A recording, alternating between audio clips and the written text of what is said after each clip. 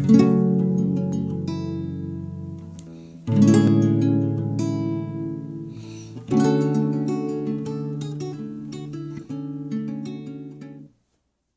paz do Senhor abre justiça, plantações do nosso Deus. Prepara a terra do seu coração para receber a semente da palavra. E o vídeo de hoje faz parte de uma série chamada Conhecendo a Bíblia. Queremos tratar sobre assuntos profundos do que a palavra ensina sobre a palavra, de como fazer a interpretação, de como nós podemos nos relacionar com a Bíblia e tudo aquilo que nós precisamos para comer da fonte, que é a palavra de Deus, que é o próprio Deus. E o vídeo de hoje é a respeito de princípios básicos. E o versículo-chave que nós iremos tratar será: lâmpada para os meus pés é a tua palavra, luz para o meu caminho. Nessa série nós teremos 4 vídeos que iremos ver a respeito de princípios básicos, o aspecto humano da Bíblia, interpretação bíblica e entendimento espiritual. E o vídeo de hoje é a respeito de princípios básicos, onde nós iremos ver uma série de princípios e tratar princípio por princípio a respeito do que é a palavra de Deus. O primeiro princípio que nós temos que entender é que Jesus, ele é a própria palavra de Deus. Vamos ler em João 1, do 1 ao 3, que diz: no princípio era o Verbo, e o Verbo estava com Deus, e o Verbo era Deus. Ele estava no princípio com Deus. Todas as coisas foram feitas por intermédio dele, e sem ele, nada do que foi feito se fez. Também vamos ler Apocalipse 19:13, que diz: ele estava vestido com um manto tingido de sangue, e o nome pelo qual se chama é a Palavra de Deus. Tanto o texto de Apocalipse quanto o texto de João, ele está se referindo a Jesus Cristo. E Jesus, ele é a própria palavra. Por intermédio de Jesus, que é a palavra, Deus Pai fez todas as coisas e sustenta todas as coisas com seu poder. Jesus, ele é a própria palavra. Quando o João ele fala o verbo, ele está falando logos, ele está falando a palavra de Deus. E o que significa logos? Logos é do original do grego, que significa palavra. Então Jesus Cristo é a própria palavra, pela qual Deus criou todas as coisas, desde Gênesis. E também em Apocalipse retrata a mesma questão. O capítulo 19 já é o finalzinho do livro de Apocalipse. Ele fala que o próprio Deus é a palavra. Agora o segundo princípio é que a palavra ela é inspirada por Deus. A Bíblia, toda a palavra de Deus ela é inspirada pelo próprio Deus. Vamos ler em 2 Timóteo 3, 16 a 17. Toda escritura é inspirada por Deus e útil para o ensino, para a repreensão, para a correção, para a instrução da justiça, para que o homem de Deus seja apto e plenamente preparado para toda boa obra. Então aqui ele está dizendo que toda a Escritura ela é inspirada pelo Espírito Santo. Há uma frase muito comum falando que a Bíblia é inerrante, mas entenda, a Bíblia ela foi inspirada por Deus, mas ela contém erros. Mas o que significa isso? Quer dizer que Deus errou? Não significa que Deus errou. Mas quais são os erros? Por exemplo, há erros de interpretação, há erros de tradução, há erros de escrita. Então Deus ele passou toda a palavra de Deus para as pessoas escreveram, e ao longo do tempo, esse primeiro manuscrito ele foi copiado. E com certeza houve erros. Então há por exemplo, alguns escritos antigos, que a gente pode pesquisar quais são os escritos mais antigos da Bíblia, nós vamos ver que há pequenas diferenças do que hoje nós concedemos como original. Mas isso não significa que Deus, com toda a sua sabedoria, permitiu erros e permitiu que a Bíblia seja adulterada de tal forma com que a palavra dele fosse corrompida. Mas sim que há erros de tradução, há erros de escrita, há erros de concordância. Pode ser, se for traduzido para o português, há algumas versões que têm erros de português. Então, homens escreveram, homens traduziram, e consequentemente, houve erros. Mas a Bíblia chegou para nós como deveria ter chegado? Sim. Então, para um entendimento mais profundo do que é a palavra de Deus, muitas vezes a gente tem que ir para o original, do grego, o original do hebraico, para que nós possamos ter uma compreensão mais profunda do que Deus quis relatar. Muitas vezes temos que ir para o original, do grego, do hebraico, do aramaico, porque existe cultura, existe a expressão, existe a linguagem que é diferente. E a linguagem hebraica e aramaica e grega é muito rica. Muitas vezes a gente precisa voltar para a gente compreender. Mas toda a escritura ela foi inspirada por Deus. Não significa que ela é inerrante, porque ela contém esses erros. Mas a palavra de Deus é inerrante. O que Deus ele falou do original, do princípio, do logos de Cristo, o Cristo revelado, e isso não tem erro. Sim, pode ser que os homens possam ter cometido erros, mas isso é só um motivo para que nós possamos ter mais fé. Por quê? Porque quando nós compreendemos que alguma passagem que pode ter um significado, uma tradução diferente, se a gente olha para o original, nós temos uma compreensão muito mais profunda daquilo que Deus realmente disse naquele texto. Vamos para o próximo princípio. O terceiro princípio é que todas as escrituras testemunham de quem Jesus é. Vamos ler João 5:39, que diz: Vocês examinam as escrituras porque julgam ter nelas a vida eterna, e são elas mesmas que testificam de mim. Então Jesus está dizendo que toda a palavra de Deus, toda a escritura testifica de quem Jesus é. Então aquilo que foi escrito, ele dá testemunho do próprio Deus, que é Cristo Jesus. Uma curiosidade que na Tanakh, né, que a Tanakh ela é a Bíblia hebraica, né? Então ela vai de Gênesis até 2 Crônicas, mas é todo o Antigo Testamento, né? Mas ela é organizada de Gênesis a 2 Crônica. Se a gente pega a primeira letra de Gênesis e a última letra de 2 Crônicas, dá a palavra Ben, que significa filho. Então, desde o começo até o fim, ela fala do filho. Desde o Antigo Testamento, mas se a gente fizer isso, a mesma seleção, colocando a Bíblia para o hebraico, né, do grego para o hebraico, se a gente pega a primeira letra de Gênesis e a última letra de Apocalipse, também dá Ben, que significa filho. Que significa que o começo e o fim, o princípio e o fim, o alfa e o ômega, né, como a primeira e a última letra do alfabeto, né? Se a gente for falar do alfabeto grego, no caso, se a gente for falar a primeira e a última letra da palavra de Deus, testifica o Filho. Que forma a palavra Filho. Vamos para o quarto princípio agora, que é as Escrituras foi escrita por homens em tempos diferentes. As Escrituras, elas foram escritas por cerca de 40 autores diferentes, ao longo de aproximadamente 1500 anos, em 3 línguas diferentes, o hebraico, o grego e o aramaico. Um só autor, que é o próprio Deus, que inspirou todas essas pessoas a escreverem.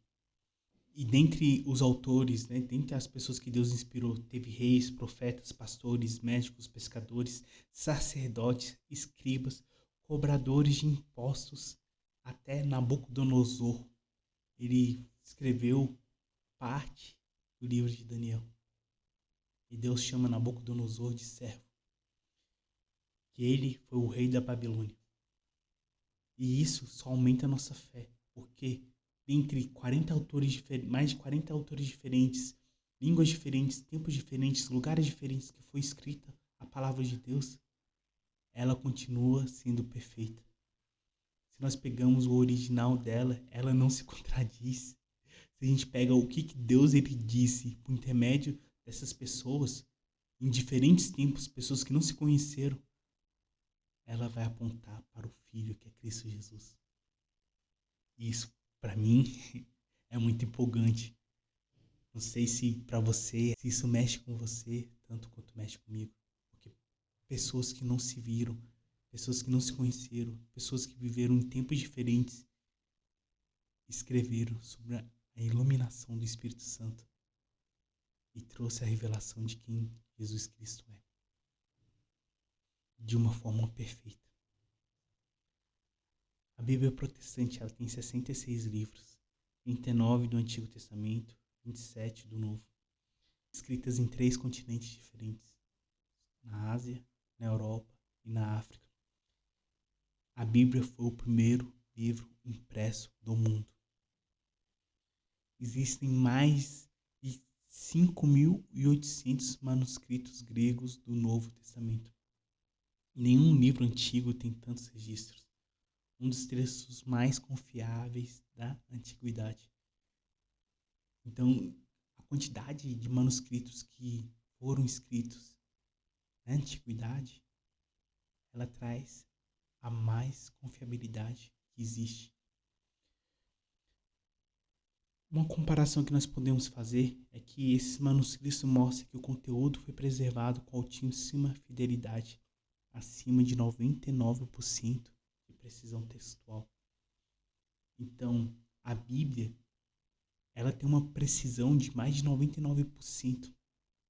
Então, pensa que aquilo que foi escrito no original, ela foi preservada com uma precisão de 99%, com mais de 5.000, quase 6.000 manuscritos que testificam do mesmo texto.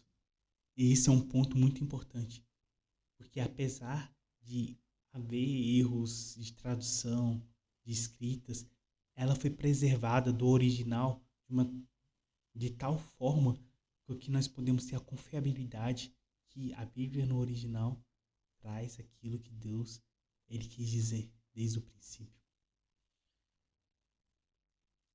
A Bíblia ela foi traduzida por mais de 3.600 idiomas, ou de forma completa ou de forma parcial. É o livro mais traduzido da história. A Bíblia possui milhares de manuscritos antigos, especialmente do Novo Testamento. Agora vamos para o quinto princípio, que é a coerência histórica. Quando nós pegamos a Bíblia como um contexto histórico, nós temos diversas descobertas. Por exemplo, descobertas arqueológicas. Agora eu vou citar para você algumas descobertas arqueológicas que confirmam eventos, pessoas, cidades mencionadas na Bíblia. Por exemplo, manuscritos do Mar Morto de 1947 confirmam a fidelidade dos textos antigos do Antigo Testamento, como Isaías, copiado por mais de 1.000 anos antes das cópias anteriores que tínhamos. Inscrições de Pilatos encontradas em Cesareia Marítima confirmam que Pôncio Pilatos foi de fato governador da Judéia. Cilindro de Ciro confirma o decreto de Ciro libertando os judeus como descritos em Esdras 1. Mais de 300 profecias messiânicas do Antigo Testamento elas se cumpriram precisamente na vida de Jesus. Por exemplo, o nascimento em Belém, que ele nasceria de uma virgem ou de uma jovem, né? Uma jovem preparada para casar, descrito em Isaías 7, que ele seria traído por 30 moedas de prata, que ele seria crucificado com pecadores, mas sepultado com os ricos. Além disso, a Bíblia foi base para o fim da escravidão moderna, movimentos por direitos humanos, sociedades com mais justiça, compaixão e prosperidade. E apesar da aparente complexidade do entendimento bíblico, nenhuma doutrina ela é contraditória. E um outro detalhe sobre coerência bíblica é que o próprio Jesus, o próprio Deus, validou o Antigo Testamento. E nós vamos ver que essa questão sobre a validação de Jesus com maior profundidade do Antigo Testamento nesse vídeo que está aqui. Clica nele e assista. E o sexto princípio é que a palavra de Deus é um meio, é um intermédio, por intermédio da palavra de Deus é que o Senhor governa, que o próprio Deus governa. Vamos ler Hebreus 1:3, que diz: Ele que é o resplendor da glória, a expressão exata do ser, sustentando tudo que há pela palavra do seu poder. Depois de haver realizado a purificação dos pecados, ele se assentou à direita da majestade nas alturas. Esse texto, ele está falando de Jesus Cristo. E o próprio Deus, Jesus, ele sendo a palavra, ele sustenta todas as coisas por intermédio do poder dele. E essa questão é muito importante porque muitos cientistas descobriram fenômenos da natureza, da física, através do estudo da palavra. E aqui estão alguns exemplos. Johannes Kepler, ele descobriu a lei do movimento planetário. Robert Boyle, pai da química moderna. Isaac Newton, ele descobriu a lei da gravitação universal, estudando o Templo de Salomão. Gregor Mendel, o pai da genética. James Clerk Maxwell, fundador do eletromagnetismo. Blaise Pascal, ele foi matemático, físico e teólogo. Louis Pasteur, microbiologias e vacinas. Michael Faraday, eletroquímica e indução magnética. Francis Collins, ele desenvolveu o projeto de genoma humano. E muitos desses cientistas, eles se basearam as suas teorias na fé, no entendimento e no estudo da palavra de Deus, tendo assim inspiração divina para entender e descobrir os fenômenos da natureza, porque a Bíblia mesmo fala que a própria natureza, ela reflete a glória de Deus. Então, se nós olhamos para a natureza, entendemos os seus princípios, nós entendemos os princípios divinos. Foi Cristo que desenvolveu. Porque todas as coisas visíveis vieram a partir das invisíveis. Tudo foi feito por Cristo e aponta para Ele. Então, a própria natureza também aponta. Vamos ler agora Colossenses 2, o 2 e o 3.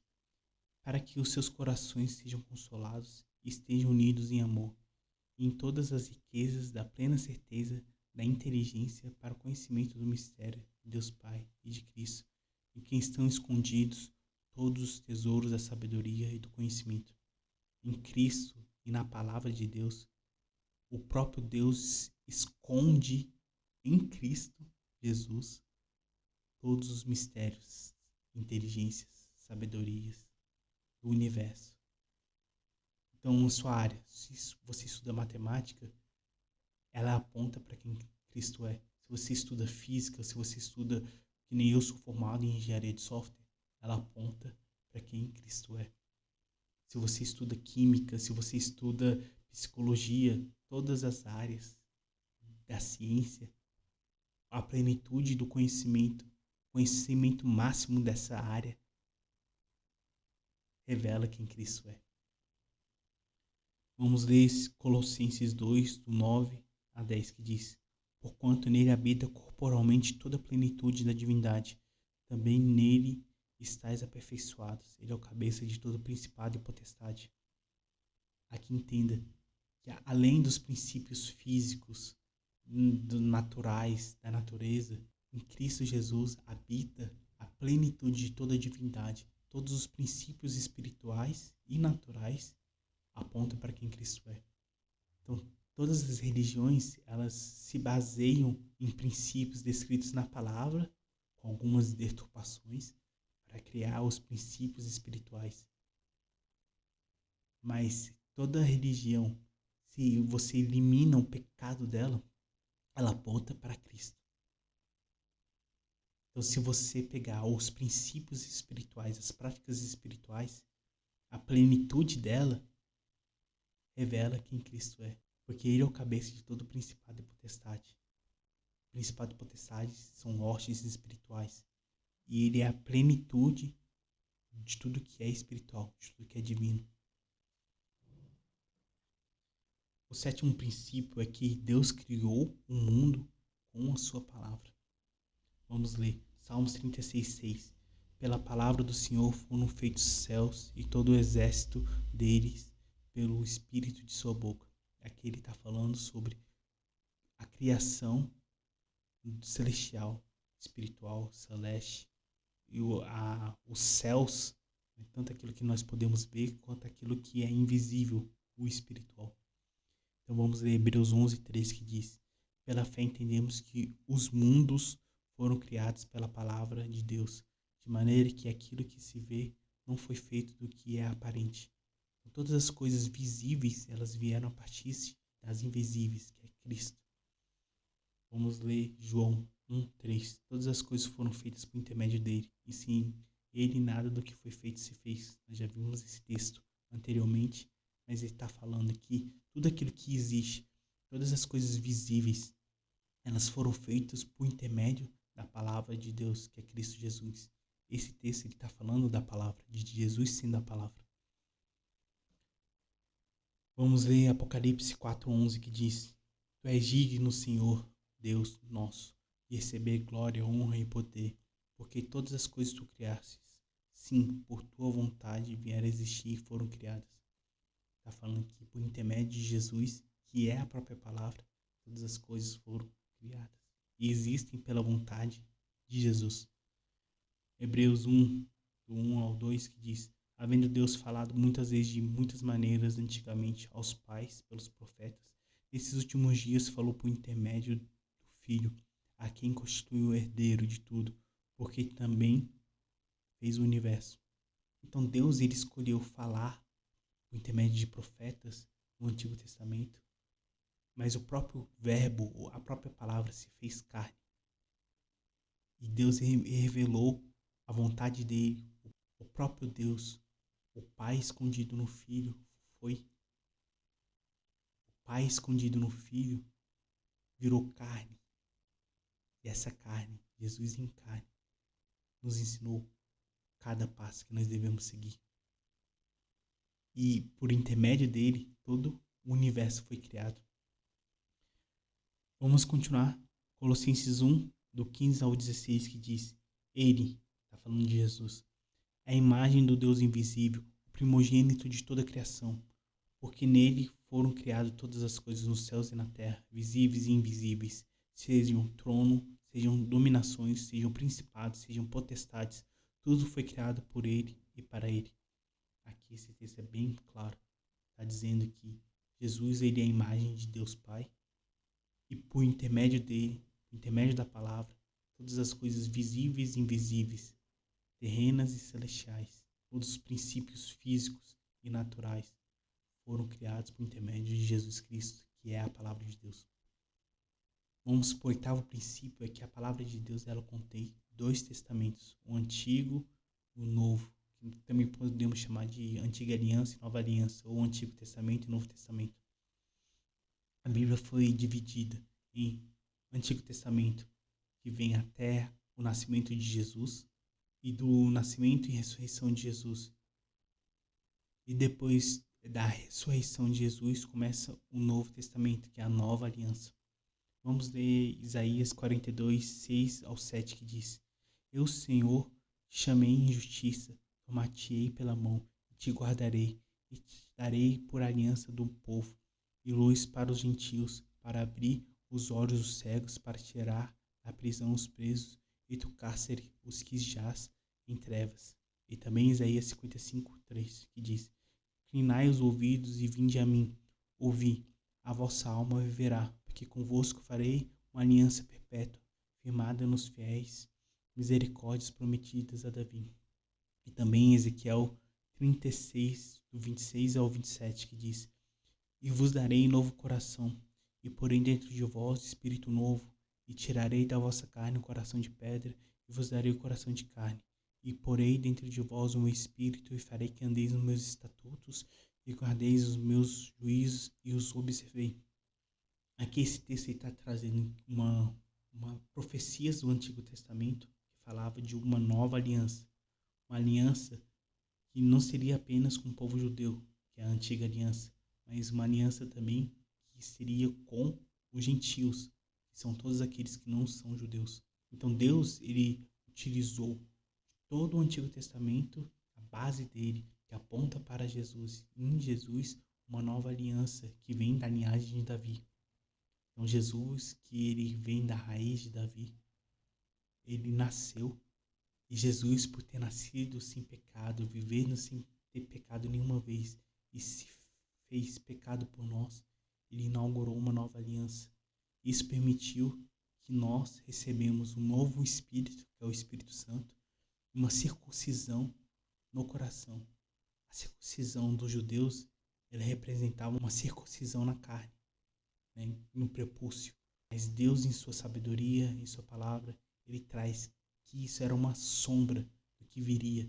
Porque o importante mesmo não seria a circuncisão na carne, mas sim a circuncisão do coração.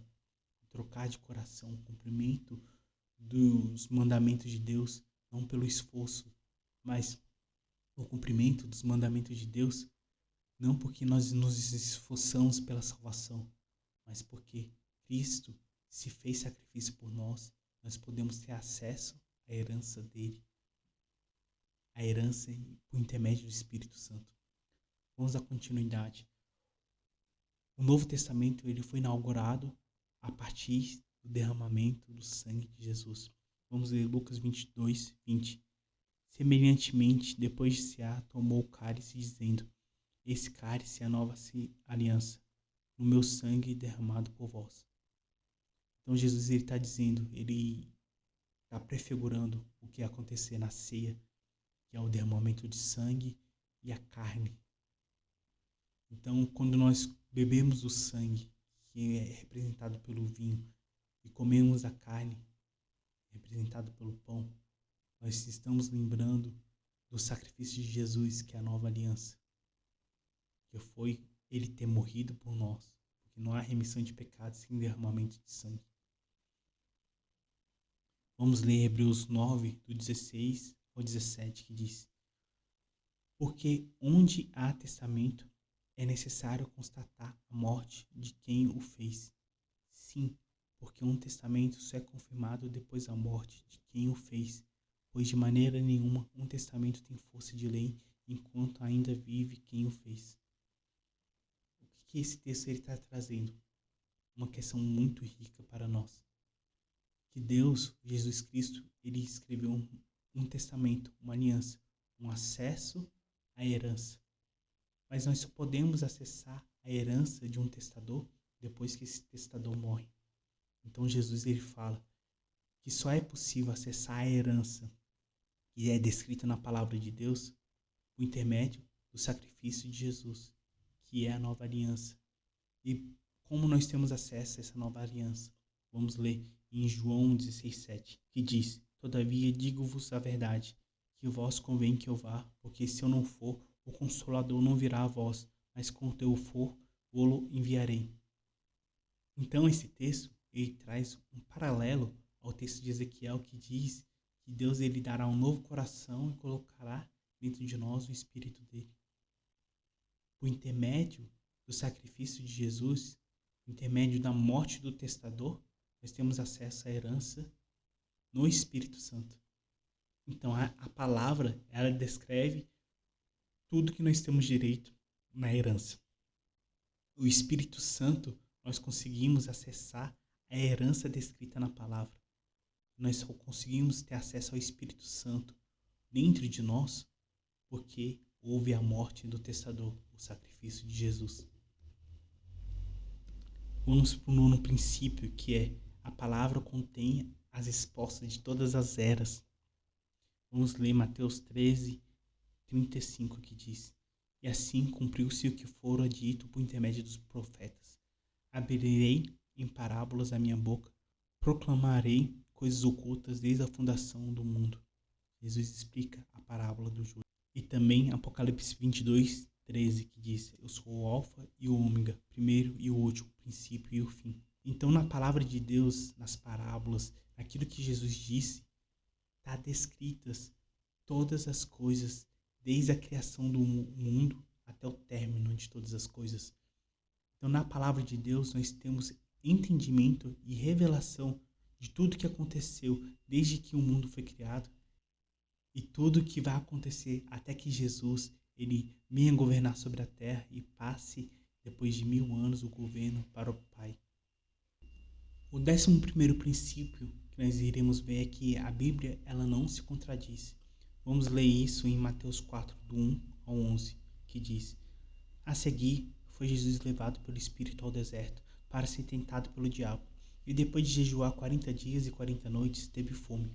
Então o tentador, aproximando-se, lhe disse: se és filho de Deus, Manda que essas pedras se transformem em pães. Jesus, porém, respondeu: está escrito: não só de pão viverá o homem, mas de toda palavra que procede da boca de Deus. Então o diabo levou a cidade santa, colocou-o sobre o pináculo do templo e lhe disse: se és filho de Deus, atira-te abaixo, porque está escrito: aos seus anjos ordenará a teu respeito que te guardem, e eles te sustentarão nas suas mãos, para não tropeçarem em alguma pedra. Respondeu-lhe Jesus: também está escrito: não tentarás o Senhor teu Deus. Levou-o ainda o diabo a um monte muito alto, mostrou-lhe todos os reinos do mundo e a glória deles. E lhe disse: tudo isso te darei se prostrado me adorares.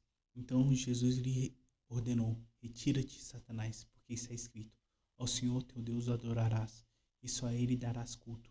Com isso deixou o diabo, e eis que viram anjos e o serviram. O que esse texto ele traz para nós? Ele traz que Jesus estava numa batalha espiritual. Nessa batalha espiritual, Satanás falava com ele, e o próprio Jesus ele rebatia o que Satanás estava dizendo com a palavra de Deus. Mas houve momentos que Satanás ele utilizou da própria palavra para atacar Jesus. Mas Jesus ele estava dizendo: ó, você está manipulando a palavra de Deus. Essa palavra que você está dizendo, ela não pode ser verdadeira do jeito que você está colocando, porque tem uma outra porção que diz uma questão diferente. Então, o que estava acontecendo? Satanás ele estava trazendo uma porção da palavra, falando: olha, Deus diz que se você a palavra de Deus fala que se você pular, ele vai te guardar, porque os anjos te guardam. Mas Jesus ele está dizendo: não é porque Deus está me guardando que eu vou me colocar em perigo. Em outras palavras, não tentarás o Senhor teu Deus. Não farás que o Senhor teu Deus venha tirar a proteção, porque você está se colocando em perigo. Então, Jesus, ele diz que aquilo que você está falando, Satanás, não pode ser coerente, porque tem uma outra porção que traria contradição à palavra, e a palavra não se contradiz. É um princípio. Vamos para o próximo princípio, que diz que a palavra de Deus é a espada do Espírito, e é uma arma de guerra. Escrito em Efésios 6:17. Tomai também o capacete da salvação, a espada do Espírito, que é a palavra de Deus. Então aquilo que Deus ele fala, nós podemos utilizar como arma de ataque, assim como Jesus usou no versículo anterior. Vamos ler Hebreus 4, do 12 ao 13, que diz: porque a palavra de Deus é viva e eficaz, e mais cortante do que qualquer espada de 2 gumes, e penetra até o ponto de dividir alma e espírito, juntas e medulas, e é apta para discernir os pensamentos e propósitos do coração. E não há criatura que não seja manifesta na sua presença. Pelo contrário, todas as coisas estão descobertas e patentes aos olhos daquele a quem temos que prestar contas. Aqui ele traz diversos princípios. Primeiro, a palavra de Deus ela é viva. Segundo, ela é eficaz. Terceiro, ela divide alma e espírito e penetra o coração até o ponto de dividir alma e espírito, juntas e medulas, apta para discernir os pensamentos e propósitos do coração. O que acontece? O coração é a alma. Vamos trazer essa representação como se o espírito estivesse dentro da alma. Espírito aqui, alma aqui. E o coração é todo o ciclo. A alma, ela traz os seus próprios pensamentos. O coração tem os seus próprios pensamentos. Quando você ouve o seu coração, pode ser que é o próprio coração falando ou o espírito falando. Mas a palavra de Deus, ela divide aquilo que ela diz, se é o espírito ou se é o coração. Se é o espírito. Mas a palavra de Deus, ela penetra no mais profundo e divide aquilo que é o espírito e aquilo que é o coração. Aquilo que é só própria mente falando ou aquilo que é Deus falando com você. Então Deus ele fala dentro do seu coração, por intermédio do espírito. Mas a palavra de Deus te ajuda a discernir se aquilo que está dentro de você, quando dentro do seu ser, vem de Deus ou não. porque a palavra de Deus ela não se contradiz. E se a palavra de Deus ela não se contradiz, então aquilo que o próprio Deus, que é a palavra, fala dentro de seu coração, não pode contradizer com nenhum versículo da palavra. Então ela vai te ajudar a discernir os pensamentos e os propósitos dos homens.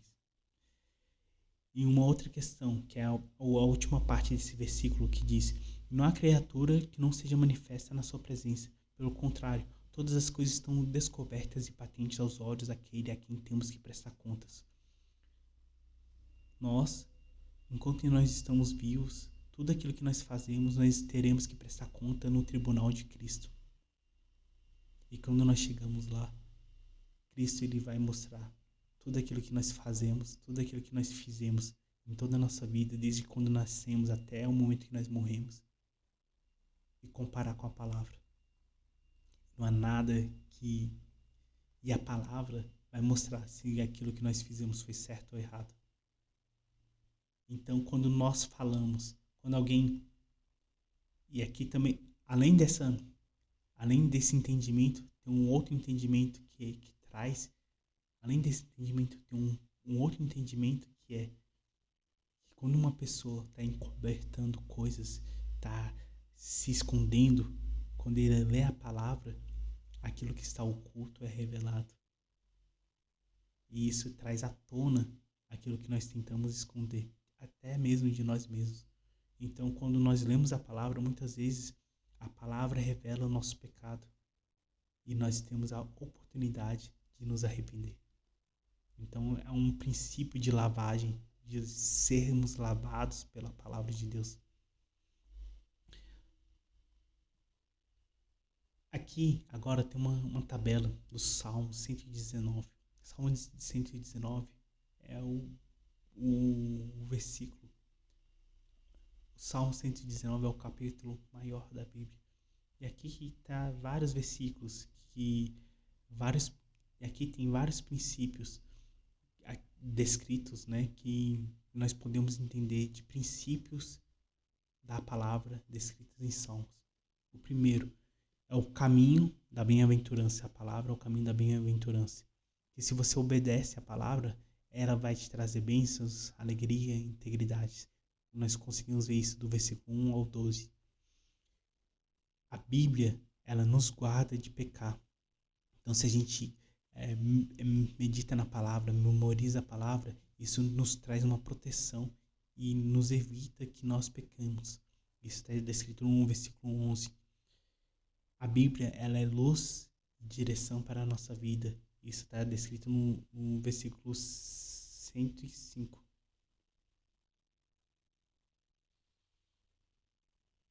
A Bíblia, ela nos traz prazer e deleite espiritual. Ela é fonte de alegria, satisfação e amor.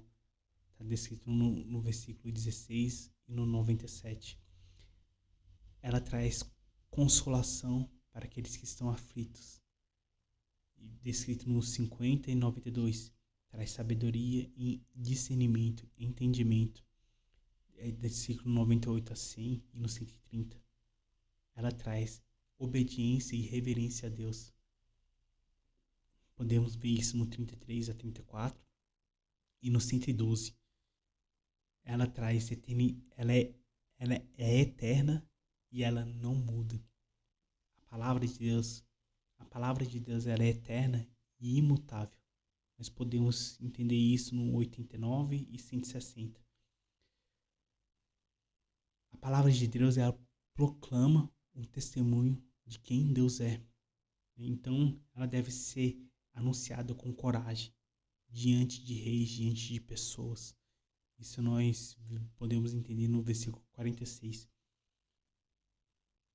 A palavra de Deus nos leva à oração por entendimento e transformação pessoal. Existe um livro muito poderoso que é Orando a Palavra, da Valnice Milhomes. Ela explora bastante esse versículo, ela explora bastante esse princípio.